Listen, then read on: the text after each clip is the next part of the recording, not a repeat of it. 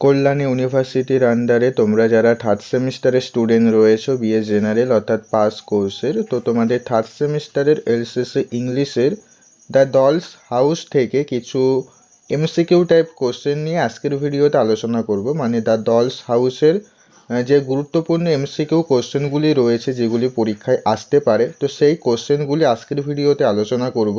তাই আজকের এই অল্প কিছুক্ষণের ভিডিওটি তুমি প্রথম থেকে শেষ পর্যন্ত দেখবে এবং ভিডিওতে অবশ্যই একটি লাইক এবং ভিডিওটা তোমার বন্ধুদের মধ্যেও শেয়ার করে দেবে।